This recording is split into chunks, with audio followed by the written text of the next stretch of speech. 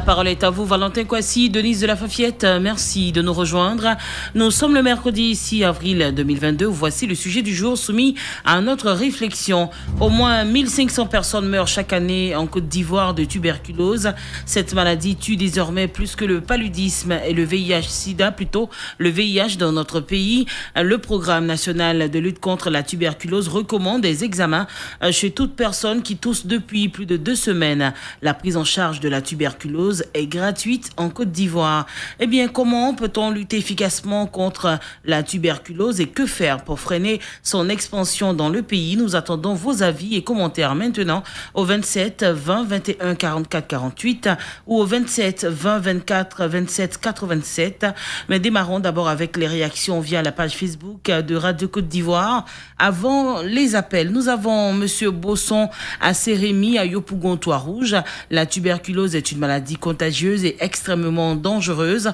Pour lutter efficacement contre ce fléau, il faut faire une sensibilisation à grande échelle, expliquer les effets néfastes afin d'emmener la population à se faire dépister. Une fois détectés, les malades devront être mis en quarantaine ou observer les mesures barrières pour éviter la transmission aux autres. Je souhaite que les agents de santé sillonnent le pays pour faire la détection sur le terrain.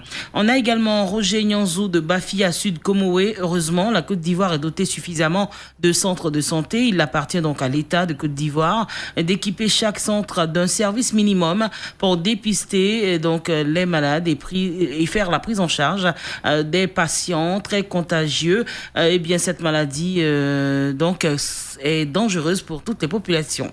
On a également Monsieur Kwame Badou Sylvain Yebois de Kwasi Kouman, sous-préfecture de Tabagne. Pour lutter efficacement contre la tuberculose, il faut examiner toute la famille dès qu'on trouve un cas dans la famille d'un malade, car la maladie peut durer dans le corps d'autres personnes avant de se déclarer, comme on le fait dans le cas de la Covid-19. Allez, on passe aux appels. Nous partons à Cap-Blanc-Cros pour recevoir Monsieur Nda Severa. Bonjour Monsieur Nda. Bonjour Madame de la Fafiette. Alors, vous proposez quoi concrètement pour qu'on puisse arriver à bout de cette maladie? Bon, je pense que pour lutter contre cette mauvaise maladie, il faut mettre en place une grande sensibilisation, une grande campagne de sensibilisation. Et je demande au ministre de la Santé de faire une campagne de sensibilisation de coup par coup, village, campement par campement, parce que cette maladie est très très contagieuse. Voilà, Madame de la Fafiette, c'est ma pensée. Alors, vous trouvez que la sensibilisation n'est pas assez, ce qu'on fait déjà? Oui. Bon, je pense que c'est un peu suffisant. Il faut mettre des agents en place ou il faut aussi revoir la sensibilisation. C'est très important dans les villages, les campements et autres. Merci bien, Monsieur Nda. Très bonne journée à Cap-Blanc-Cros. Nous partons à Sono-Panigo-Cros. Monsieur Yéman Kwaku, bonjour. Bonjour, maman de la Fafiette. Alors, quel est votre avis sur le sujet? Mon avis, maman, c'est que d'abord, cette maladie est une vieille maladie contagieuse qui devrait, en principe, être éradiquée depuis ce temps, avec l'évolution de la science et de la médecine. Et si elle continue de tuer, c'est juste que le gouvernement s'implique et invite tous à un dépistage précoce pour une prise en charge. Cela est fort à saluer et il faut saluer aussi les efforts du gouvernement. Maintenant, pour parvenir à son éducation complète, il faut continuer d'ouvrir des centres de dépistage un peu partout, dans les grands centres, sensibiliser la population sur les principales causes de la tuberculose, notamment le tabagisme, l'alcoolisme, et l'hygiène environnementale. Et pour ne citer que celle-là, faire aussi appel à notre médecine traditionnelle qui devrait travailler en synergie avec la médecine moderne. Mettre les malades à quarantaine avec suivi quand on sait que c'est une maladie hautement contagieuse. Alors, merci pour vos propositions. En ce qui concerne la décentralisation des centres de prise en charge, il faut dire qu'en décembre 2021, l'État était à donc 360 centres. Il y a eu un renforcement de décentralisation en ce qui concerne les centres de santé. Il reste maintenant aux malades, sinon aux patients, de s'y rendre. Alors, merci. Nous avons M. Balia Pierre Claver qui est en ligne. Il nous appelle de Bléa. C'est à Diego Nifla. Bonjour, M. Balia. Oui, bonjour, Denis de la Faquette. Vous proposez quoi? Bon, pour moi, la fois dernière, nous étions sur le même sujet. J'ai demandé à ce que le gouvernement décentralise le fait comme le dit mon prédécesseur. Et comme quoi, si les malades ont été dépistés et qu'il faut les mettre sous les médicaments, il y a un certain moment, il y a manque de moyens. Supposons de Bléa à Gagnoa ou bien de Bouda à Gagnoa, c'est différemment loin. Il faut débourser au moins 5 000 pour arriver. Et si dans ces temps durs, comme mai, juin, ou finalement dans les villages où il n'y a pas d'argent, c'est parce que le patient peut décéder. Donc, si quelqu'un a été dépisté, alors il faut prévenir ceux qui sont à côté, les centres de santé qui sont à côté de ce malade, pour que ceux-ci déversent leurs médicaments dans ce sens, pour qu'ils aient accès à tout moment, pour ne pas que le patient décède. Je pense bien que c'est cette procédure-là qu'il faut prendre pour ne pas que s'il y a eu un dépisté qui ne succombe pas. Et là, il faut faire en sorte que le dépistage soit précoce, comme on le faisait dans le temps pour le sida. Et je pense que si on le fait pour la tuberculose, on peut avoir accès à plusieurs maladies et on peut être éloigné même de cette maladie. Je pense bien que c'est ma proposition ce matin. Merci, M. Balia, pour votre proposition plutôt. Merci bien et très bonne journée. Nous avons M. Danogo Yaya qui nous appelle de Dabakala. Bonjour, M. Danogo. Bonjour, Madame Denis de la Faquette. Alors, pour vous, comment est-ce qu'on peut lutter efficacement contre la tuberculose? Pour moi, il faut d'abord sensibiliser. Et d'abord dire les causes. Nous connaissons les causes, à savoir le tabagisme, l'alcoolisme, vivre sous le même toit qu'un tuberculeux, et puis tous les frais maltraités consommés. Lors de notre différents séminaires, il y a un sachet qui nous disait que le lait de vache frais, même le lait de brebis comme de chèvre, il faut d'abord le faire bouillir au moins à 3 à 4 minutes avant de consommer. Même le lait caillé, en amont, il faut le faire bouillir. Parce que ça peut être en cause de tuberculose. Ensuite, il faut accentuer la sensibilisation à la télévision. On a eu une grande campagne de sensibilisation à chaque fois. Oui, à la télévision. Oui. Dans les hôpitaux, dans les centres hospitaliers, dans les écoles. À l'école primaire, d'abord, on apprend ce qu'on appelle la tuberculose osseuse et la tuberculose pulmonaire. Les deux sont très, très contagieuses et mortelles à la fois. Donc, il faut accentuer la sensibilisation, dire les causes de la tuberculose et comment les traiter. Et je voudrais vous dire, M. Denise, que la tuberculose se guérit au bout de 6 mois. Et le malade doit prendre les comprimés chaque jour. Les antibiotiques.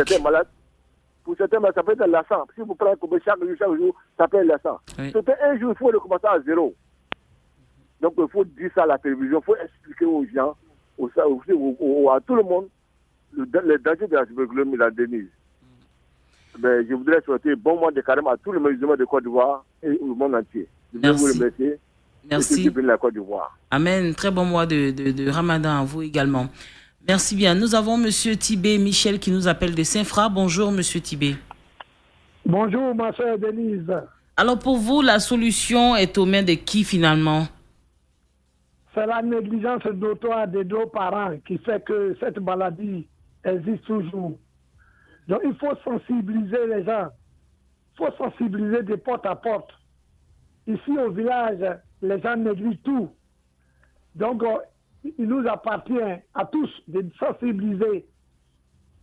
Celui qui a la tuberculose, il faut le sensibiliser, il faut le voir. Il faut même le conduire à l'hôpital de Saint-Fra, là, tout près. Nos parents négligent tout sur leur passage. Donc, il faut sensibiliser de porte à porte les gens. Il faut sensibiliser les gens. Merci, ma chère Denise. Merci à vous. Très bonne journée à Saint-Fra. Nous partons à Sipilou. Monsieur Diomandé Mamadou, vous êtes en ligne. Bonjour. Bonjour, la Fafette. Alors, pour vous, qu'est-ce qu'on doit faire pour freiner l'expansion de la tuberculose dans le pays? Bon, moi, je me suis près de la sensibilisation. Parce que je constate qu'il y a beaucoup de malades, il y a beaucoup de cas, il y a beaucoup de malades qui ont honte de déclarer qu'ils sont atteints à cette maladie-là. Alors qu'en catchant la maladie et que la maladie est chronique, ça devient encore plus dangereux et vraiment, c'est pas très difficile à soigner. Donc, il faut passer par la sensibilisation. Et puis, le manque de médicaments dans les centres. Il faut équiper les centres de dépistage dans tous les départements. Au moins, si chacun a un département a un centre de dépistage, donc ça sera facile aux patients de s'y rendre et puis avoir des conseils des médecins. Vraiment, je me suis rappelé pour y voir, mais la sensibilisation est très, très importante. Parce qu'il y a des deux jours, nos parents ont honte de déclarer qu'ils ont la tuberculose dès le départ. Au moins, on sait qu'ils ont la tuberculose, il y a chronique. Mais c'est une maladie, pourquoi avoir honte de déclarer cette maladie? Donc, pour la sensibilisation, on a pour leur montrer que c'est une maladie pour toute autre maladie. Ne pas avoir honte de cette maladie, de déclarer dès le départ, pour que ça puisse être le plus soigné, et qu'il ait toute la guérison. Il faut la sensibilisation. Bon, merci, bonne émission, et que j'ai la Côte d'Ivoire. Moi, je la Côte d'Ivoire. Merci bien, Monsieur Diomandé Mamadou. Très bonne journée. Monsieur Batois Émile nous appelle de Danané. Bonjour, monsieur. Monsieur Batois Émile, bonjour. Bonjour, Denis Lafachette. Vous nous appelez de Danané. C'est ça. Alors, vous proposez quoi comme solution? Voilà. Ce que je propose, Denis, que l'équipe médicale se déplace de grand village à grand village, c'est-à-dire les villages les plus gros, et rassembler avec le concours du chef du village tout le monde. Et là, les gens vont faire leur examen, c'est-à-dire les crachats. Parce que nos frères, ils ont peur d'aller à l'hôpital. C'est ça le problème. Mais on parlait de ça, mais il faut ça. Il faut que les gens aillent dans le village, rassembler tous les villageois et leur expliquer le bien fondé de la chose. Comment est-ce que la tuberculose tue? Ils expliquent de long en large. Je crois que les parents finiront par comprendre. Sinon, quand on leur dit d'aller à l'hôpital, c'est pas facile qu'ils aillent à l'hôpital parce qu'ils ont peur. Ah, si je vais, peut-être que, bon, ils vont me prendre de l'argent, ils vont faire ceci, cela. Il y a tout ça là, Denise. Il faut que les parents soient, en tout cas, sensibilisés de cette façon-là, comme je viens de dire. Alors que la prise en charge est gratuite, totalement gratuite. Voilà. On leur explique ça. Bon, c'est la cigarette, le tabac qui envoie tout ça là. Donc, on va leur expliquer de long en large, ils finiront par comprendre. Sinon, Denise, si c'est pour aller à l'hôpital, dire aux parents d'aller à l'hôpital, ça ne va pas être des choses en tout cas facile. Voilà un peu ce que je vois, Denise. Vous parlez d'une sensibilisation très rapprochée. Je vous félicite. Que le bon puissant vous bénisse. Amen. Merci à vous, monsieur Batois Émile. Très bonne journée à Danané. Nous partons à Crézoukoué, c'est à Divo. Monsieur Tayoro Nicolas, bonjour. Bonjour, Denise. Alors, pour vous, comment est-ce qu'on peut lutter efficacement contre la tuberculose en Côte d'Ivoire? Bon, pour en arriver aux propositions, permettez que je définisse un peu d'abord profondément cette maladie-là. La tuberculose est une maladie infectieuse, contagieuse, due au bacille de Koch, qui affecte les poumons, les reins et les os. Ça te ronge et ça te rend vraiment faible et tu deviens chétif. Alors, c'est une maladie vraiment très, très, très, très contagieuse. Maintenant, pour l'éradication, je proposais qu'il ne faut pas que toute personne mange n'importe où et avec n'importe qui. Il faut éviter de partager le verre avec ton voisin. Parce que tu ne sais pas s'il a la maladie. Et puis, si vous avez un parent qui a pu contracter cette maladie, il faut l'aider à aller dans un centre antituberculeux et l'aider à suivre le programme de la prise des comprimés. Une fois que ce programme a été respecté, vous voyez que la maladie va libérer toute la famille. Parce qu'il y a des parents qui commencent et après ils sont emportés par la paresse et puis la maladie revient. Pourtant, une fois que tu as démarré le programme de 6 mois de comprimés et que tu l'as respecté, directement, tu retrouves ta santé. Et oui, parce qu'on a beaucoup de résultats, on a beaucoup de personnes qui ont suivi leur traitement qui aujourd'hui se portent mieux. Qui se portent mieux. Donc vraiment, s'il y a un parent qui a contracté cette maladie dans votre famille, il faut éviter d'abord de manger ensemble avec lui, de partager les assiettes avec lui, de partager les gobelets et même la chambre avec lui, mais l'aider plutôt à respecter le programme minutieusement de la prise des comprimés, et puis la famille est libérée. Et surtout que quand on suit le traitement, déjà, on n'est plus contagieux. On n'est plus contagieux. C'est ça. Donc, lui, même le malade, si lui-même il est emporté par le découragement et par les hésitations, vous qui êtes les parents qui êtes autour de lui, madame, comme monsieur, enfant, comme frère, encouragez-le à la prise des comprimés chaque matin, très tôt, avant de prendre son repas. Donc, c'est de faire attention à tous les symptômes lorsqu'on tousse, lorsqu'on perd du poids considérablement et surtout des sueurs nocturnes et de la fièvre aussi. C'est ça, oui. C'est ça. Donc, ce que vous avez donné comme la définition, elle ronge tout ton corps, ton rein, tes os, et puis tu deviens chétif, tu maigris et tu tousses beaucoup. Et quand c'est un cas comme ça qui se présente à vous, monsieur, allez-y vraiment dans un centre antituberculeux, la guérison est là pour 6 mois. Ce n'est même pas pour longtemps. Moi, mais je suis en train de dire que cette maladie ici, elle était comme les autres maladies. Je dirais que tout le monde allait guérir en Côte d'Ivoire. Parce qu'en 6 mois, si tu peux recouvrir la guérison, pourquoi être hésitant pour cela? Donc, c'est la négligence vraiment de certains malades qui fait que la maladie se propage. Parce qu'ils partagent le repas avec les enfants dans la maison, parce que c'est monsieur qui est atteint. Donc, les enfants viennent vers lui, papa, et puis ils permettent de partager le repas avec lui. Ce n'est pas normal. Quand tu es malade, il faut éviter d'en contaminer d'autres.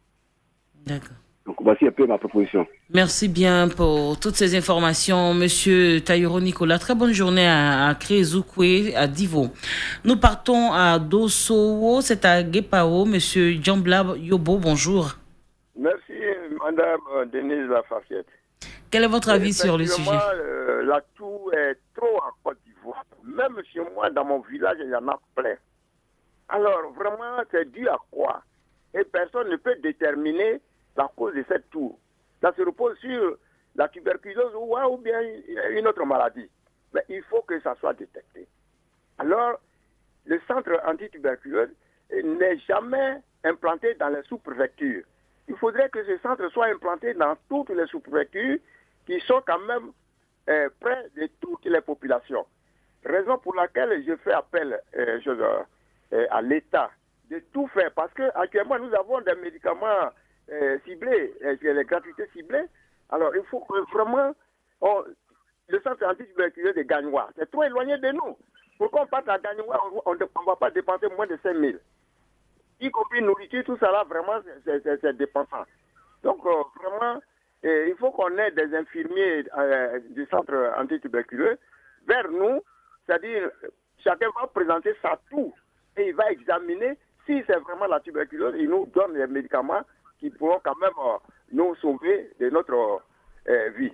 Raison pour laquelle, madame, je fais tout auprès de vous. Vraiment, l'émission est belle et bienvenue. Donc, ça nous arrange tous.